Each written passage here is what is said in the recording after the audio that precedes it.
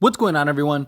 The Phoenix Suns might be in some serious trouble. So, Devin Booker is currently day to day with an ankle injury. Luckily, when he had his x rays, they came back negative. But the Phoenix Suns really aren't in a position to allow Devin Booker to take the time probably necessary in order to rest and heal his ankle. And Phoenix currently is on a 2-game losing streak. They have dropped back into the 7th seed. Now they are tied for 6th. They just have one more loss in the loss column, but one more win in the win column over the Sacramento Kings, and they are only a game back of the 5th seed from the Pelicans. So they're not out of reach. They very well could get back into that top 6 seeding when all is said and done. But missing Devin Booker for any extended period of time does not bode well. On top of that, the Phoenix Suns are coming off of a loss against the Oklahoma City Thunder and a game that they probably should have won down the stretch, but credit Oklahoma City. They went into Phoenix, handled business. They were the team that closed down the stretch. But Phoenix also has the toughest schedule remaining in the NBA. So the Phoenix Suns are going to have their work cut out for them, and they're already the 7th seed. They've already had countless struggles this year. The defense isn't quite right. They have constantly had injuries in and out between their main guys, especially Bradley Beal. Devin Booker has missed some time. Kevin Durant, he's actually been a lot more healthier than usual, but even then, he's still missed a couple games. And it's just, I don't think that this team has the right mix to keep you above and treading water with this grueling schedule if Devin Booker misses any amount of time. And then on top of that, you add in Bradley Beal, who he's not a great model of health and success for Phoenix. Now, when all three of them are together, right, this is a team that can beat anybody, because you look at it and you just go, man, they have so much firepower. There are times where, Devin Booker, Kevin Durant, Bradley Beal just look absolutely brilliant. And you're like, man, okay, you can see what this team could be, how this could shape up, and how this could just be a tough mismatch for a lot of teams. Again, I still have concerns about the defense. I have concerns about the other role and rotation players. They did get a nice pickup in Royce O'Neal. I think that he is a guy that could definitely help, especially come the playoff time. And in the games that Bradley Beal has played, he's been good, right? He's played 31 games, which is not good. It's not good at all. He's basically played half the games this season. But when he does play, he's giving you 32 minutes per game. He's shooting nearly 50% from the field, 37% from 3, 4.4 attempts. He's averaging a hair under 18 points, 4.4 assists, and 4 rebounds, along with the steal and half a block. He's been very good for Phoenix when he plays, right? Even in that Oklahoma City Thunder game that we had yesterday, you saw Bradley Beal have an excellent game, and you see what he's capable of doing on the basketball court and how he can really help this Phoenix Suns team. I mean, Bradley Beal in 34 minutes gave you 31 points, 4 rebounds, 6 assists, 10 of 14 from the field, 3 of 5 from 3, right? 7 turnovers. That's not good. Kevin Durant had 5. You also had Nurk, who had 5, and Nurk had a monster game. I mean, 14 and 31 rebounds, right? But the problem is that, they don't have the necessary pieces for a team. There's a reason teams have a point guard. There's a reason teams have shooting guards still, and even a center, even if it's like a versatile one, right?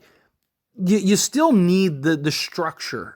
Right, the NBA has evolved a lot into a more positionless type of game, but you still need that guy that can be a real playmaker, right? You look at a guy like LeBron James. He can play the point guard, but you'll see when he's playing point guard, he's basically the point guard, right?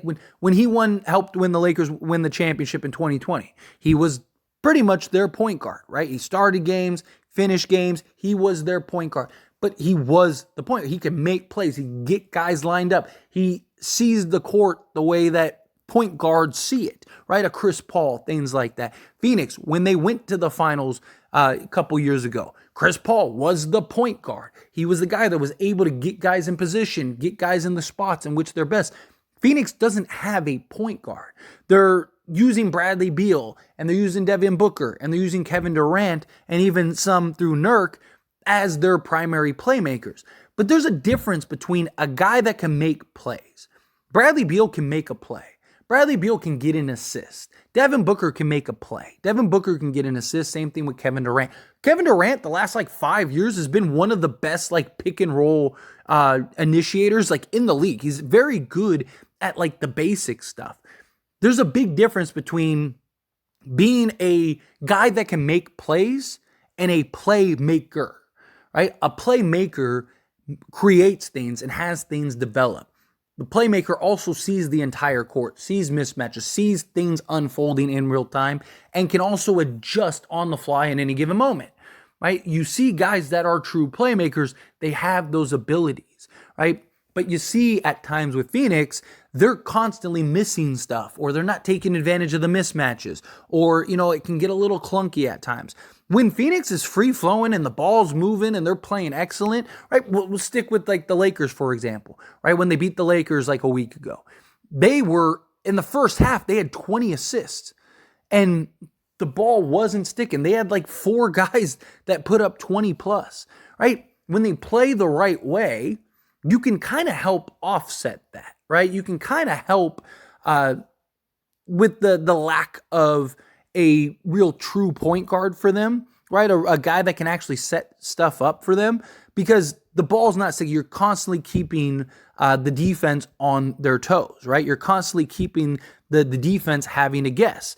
But when Phoenix is giving you 26 assists and 21 turnovers, you're not winning many games that way, right? When you're not taking care of the basketball, which usually a true point guard would do. They take care, and they don't even necessarily need somebody great. Even a Tyus Jones would be fine, right? Somebody that takes care of the basketball and can make plays, right? That kind of guy is what you kind of need. But when you don't have that and you're using guys to kind of try to offset that, you have games where you have a bunch of turnovers and you don't get a bunch of assists. And, you're kind of just relying so heavily on jump shots and being a jump shooting team, right? I mean, Phoenix took 39 threes out of 91 shots. Almost half their shots were from 3-point range, right? 40, what did that be? 42% or something like that? It was from 3-point range. But you look at a team like OKC, they took 31 out of 102. So you're talking, 30%, talking 10% fewer 3-point attempts from OKC. And they also had 21 assists, which isn't a great high assist count, but they only had 5 turnovers. So took care of the basketball. They shared the basketball, right? Where you have a team like Phoenix, they're not taking care of the ball. And a lot of that is, again, just the personnel. You don't have the proper personnel, and you also don't have the defense to shut down and stop guys. So Phoenix essentially needs to just outscore teams. And when you don't have Bradley Beal, Devin Booker, and Kevin Durant, it makes it really hard, because now you're relying on all the role guys to provide heavy doses of offense. And some nights, sure, they can, right? Some nights you'll see games and, Royce O'Neal will drop 18 or 20. And then you see nights against OKC where he gives you 9 and he's 3 of 8 from 3 and 3 of 10 from the field, but he's a role guy, right? You're going to have games like that. If he was giving you 18 to 20 a game, you wouldn't be just a role guy. You'd probably be making more. It'd probably be hard to get. You look at a guy like a Grayson Allen. There's games where he can go off and go give you 20 points. And then you get nights like against OKC where he was 3 of 9 from the field and 2 of 7 from 3 and gave you 8 points. Right? That's the problem, is that if you're not in a position where you can heavily outscore people, well, then now you're in trouble, right? I mean, you had Kevin Durant and Bradley Beal combined for 51 points, right? You only had 2 other guys in double figures, Nurk with 14, Eric Gordon off the bench with 15. But you don't have the defense to offset it, and so you gave up 118 points. You only scored 110, which, 110 on some nights might be able to get it done if you had the defense to offset it. I think, look, I said this a couple months ago, and I still kind of feel this way, that I wouldn't be shocked at all if Phoenix was to find themselves in the play-in, and not only find themselves in the play-in, I wouldn't be shocked if they missed the playoffs altogether, right? So, as I mentioned, they are currently a game out of fifth. They're also only 2.5 games back of the Warriors and Lakers for the 9th and 10th seed. And they're only ahead of Dallas by 1 game. Dallas has played, they're on a 2-game losing streak currently. One of those games was like some crazy heroics, but Dallas has played much better lately, especially post-trades. And so it's not out of the realm of, and they have a much easier schedule than the Phoenix Suns, so it's very possible that they could overtake them. The Golden State Warriors have one of the easiest schedules in the league the rest of the way, and they've been playing excellent basketball as of late, so you could see both of those teams overtake them. The Lakers, we'll see how that goes, right? They're kind of hot and cold and can be inconsistent at times, but they still have LeBron James and Anthony Davis, and they're supposed to be starting to get guys back healthy. That ends up happening, maybe the Lakers go on a little bit of a run. They got a grueling schedule in March, but they still have an easier schedule than the Phoenix Suns, right? So Phoenix is dealing with injuries. If Bradley Beal goes and miss any significant time on top of Devin Booker, the Phoenix Suns could go on a free fall. And if they find themselves in the 9th or 10th seed, you got to win 2 games just to get to the playoffs. Now, can they? Of course, but it's very hard, right? Let's say they're the 10th seed, right? Or the 9th seed. Let's say they drop to let's say Dallas and the Warriors overtake them, right? In the first round of the play-in. Right? Well, could they beat the Lakers? Yeah. They've beaten the Lakers, twice? But the Lakers have also beaten them 3 times. So, if you have that matchup, could the Lakers beat you once? Sure. Okay, but let's say you beat the Lakers. And then, let's say you play the Warriors or the Mavericks.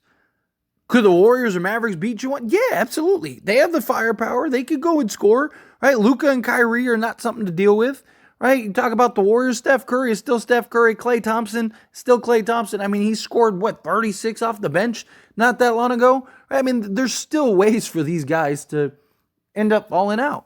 It just wouldn't surprise me. I'm not saying that they won't. They have just as good of a chance of making the top 6 as anybody.